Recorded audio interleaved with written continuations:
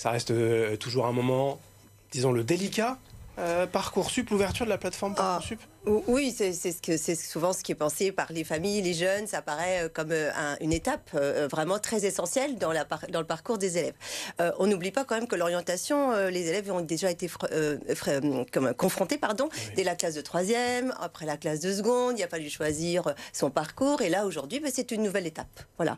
Donc, aujourd'hui, c'est l'ouverture de la plateforme, comme vous l'avez rappelé. Et Parcoursup a, entre guillemets, mauvaise réputation depuis sa création, où on s'y est habitué quand même et ça va mieux?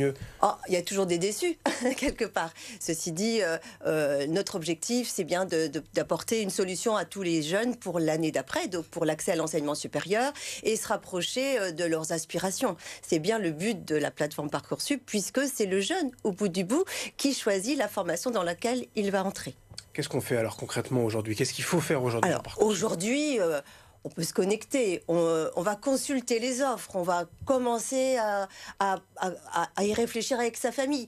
Aujourd'hui, Parcoursup, ça ouvre le 17 décembre, avant les congés qui vont arriver de Noël, pour justement prendre peut-être un petit peu de temps avec sa famille, son entourage, pour aller consulter cette plateforme, comme vous l'avez rappelé, avec beaucoup de formations, et pour laquelle il va falloir bien choisir ce qui nous convient le mieux.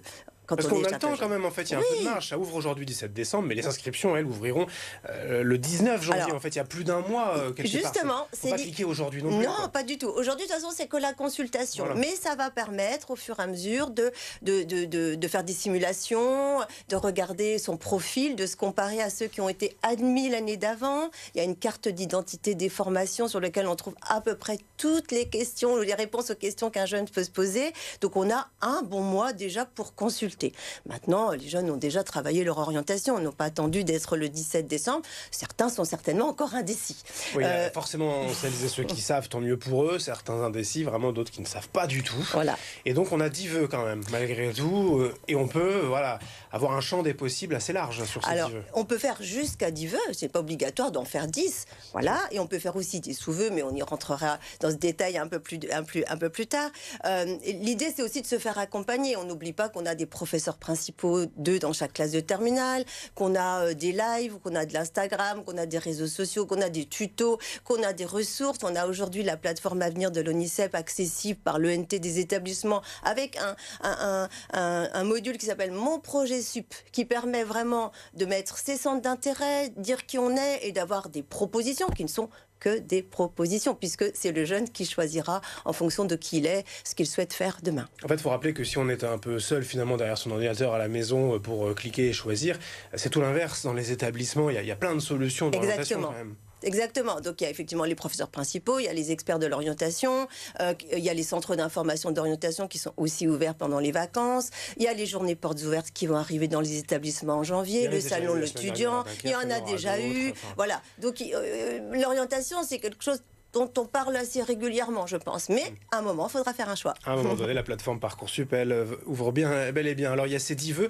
qu'on ne classe pas, par ordre de préférence d'ailleurs. Ça n'existe pas. C'est le jeune, au bout de la procédure, donc les premières propositions d'admission, quand on aura passé toutes les étapes, début juin, c'est à ce moment-là qu'il dira ses préférences et qu'il choisira ce qu'il veut retenir de ses vœux. Et alors, dans ces formations, il y a des sous-vœux, c'est ça? Ça veut dire qu'on peut rajouter finalement des options? Exactement. Donc, c'est-à-dire que vous demandez, par exemple, à un BTS spécifique, je ne vais pas donner de nom, vous pouvez choisir 10 établissements qu'il propose. Donc ça fait déjà 10 vœux. Bon, on ne va pas aller jusqu'à 100 vœux, 10 fois 10, 100, voilà. Donc, mais quelque part, il n'y a pas de choix, tu le choix. Après. Oui, voilà. Donc généralement, les jeunes font entre 7 et 8 vœux. Voilà. Le reste du calendrier ensuite va s'étaler jusqu'en mars pour formuler les vœux. La plateforme et la phase d'admission, ça sera en juin. On aura encore le temps. Il y aura de toute façon le bac d'ici là.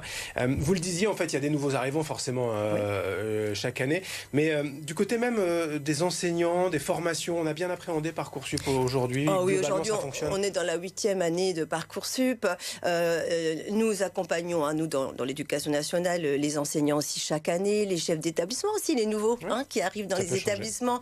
Chaque mois, on fait un temps d'échange avec eux, on fait des temps d'échange avec les lycéens et les parents. Parce que depuis 2 ans, on fait des webinaires pour les parents. Donc, le soir, évidemment, le prochain, c'est le 6 janvier. C'est ouvert à tous. Ils ont les adresses pour se connecter par leur établissement de leur enfant. C'est surtout pour les élèves de terminale. Et là aussi, on répond aux questions. On essaye de dédramatiser Parcoursup. Comme vous l'avez dit, ça pose quelques interrogations. Et dire qu'il faut se faire confiance et faire confiance à nos jeunes. Ils savent aussi où ils veulent aller. Et puis, on les accompagne de toute façon dans Parcoursup. On ne laisse pas un jeune sur le côté. En tout cas, s'il vient vers nous.